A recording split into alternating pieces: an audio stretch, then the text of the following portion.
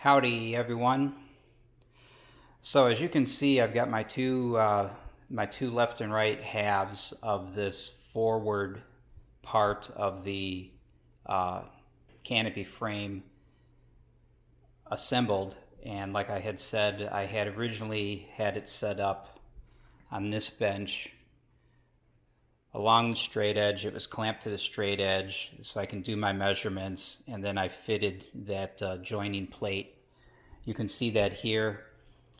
I've decided to go ahead and rivet it in place now because one, it's easy to get to, and two, when you read through the instructions, they basically have you build this entire assembly.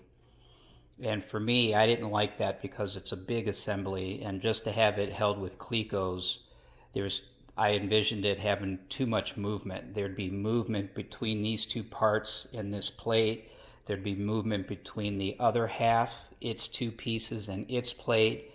That half with the connecting strips that go in here and here, those strips can move. That other half in relation to this half could move. I just didn't like it, so I'm going to rivet it as I build it so that it maintains its shape. Since I've already got the distance from this corner to this corner set, I just went ahead and riveted this together, so now this can't move. This won't flex.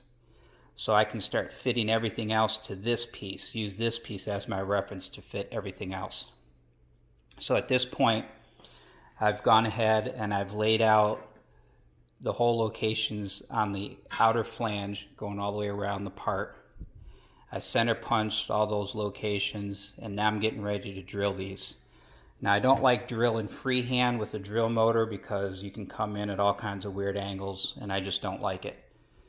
So I've got it set up here on my drill press. I've got my initial small bit for drilling my pilot holes. I've got the table situated so that the part can hang here. I've got a small piece of wood overhanging the table so I can rest the flange on it here, and the rest of the part can hang down and it kind of tucks up underneath the table. And then I'll just turn the drill press on, and then I'll just move it, bring where I center punched my marks, bring it over, drill it, and then bring the next one over, drill it, bring the next one over, drill it. So those should be somewhat more perpendicular to the flange than trying to drill it by hand. So I'm going to do those next, and then I'm going to go ahead and do the exact same thing on this inner flange. Along this inner flange, I'll do the same thing. I'll lay out my hole locations, center punch them, and take them over to the drill press and drill them. So that's the plan. Let me get to drilling, and I'll talk to you guys soon. All right, howdy everyone. So I'm going to demonstrate a little bit how I drill the holes on this cabin frame deal. But before I step out in front of the camera, I just want you to completely ignore the shorts. I don't even know if they'll be in camera view, but ignore the shorts. Just be grateful that I decided to put a shirt on. I usually work in the summertime without one, but when I videotape or take pictures, I usually throw a shirt on just to save everybody from the embarrassment. But didn't feel like running out and throwing on a pair of pants, so just bear with me. So here we go. I'm going to drill some holes on this frame, and you can see kind of how I do it. So here's the wood like I talked about a minute ago. Got my table set up. Got the drill press set up. The hole in the wood, I went ahead and drilled all the way through. That way chips won't gather in the hole. This is the number 30 drill bit, so this is a number 30 hole. When I get done drilling, I can go ahead and use this exact same setup to do my countersinking. The holes on the outside perimeter, these get countersunk for flush rivets. So this will work out well to do the countersinking, and since this hole goes all the way through, the chips won't accumulate, they'll just drop out, and then the pilot for the countersink can ride inside here. So far so good.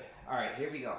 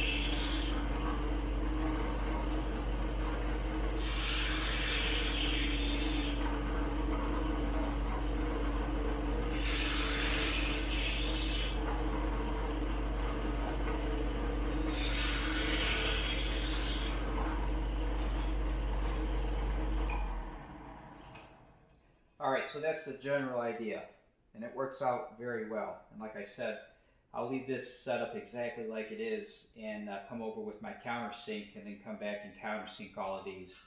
And this will act as a pilot or a guide for the pilot and countersink. And like I said, with it drilled all the way through, the chips just drop out so the hole doesn't fill up. What else? I think that's it for now. So let me go ahead and finish this up, and maybe I'll show you a little bit of the countersinking when I get to it.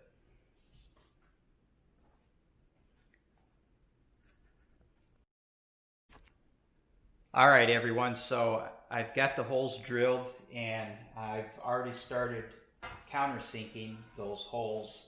I'm going to demonstrate that now. Let me come around. All right, so here's the piece. Wow, I just stepped on the tripod. Did the camera move? Can't tell. I'll just leave it there. All right. So like I said, I've already started countersinking these holes and it works out really, really nice. And like I've always say in a lot of my other videos, countersink, slowest speed that you can turn it. Nice and slow. Go easy on it. You don't want to ram it down into the piece. You want to let the bit cut the way it wants to cut, nice and slow. I like to use a little bit of lubricant. I don't know if you can see how around each hole it's a little bit more shiny. I just use a small brush and I dab on some cutting fluid so that my countersink will last throughout the entire build. So here we go.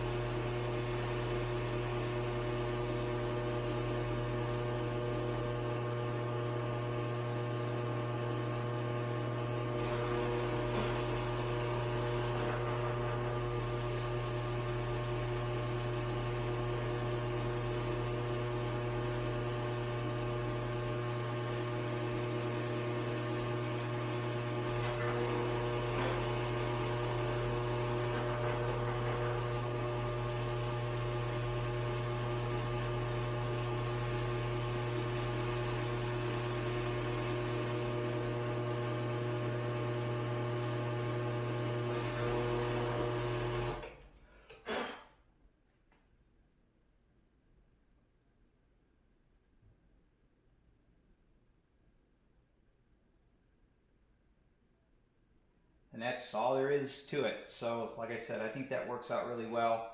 Of course, like always when you countersink, you want to check the depth of the countersink using an actual rivet to make sure that it's not too deep, it's not too shallow.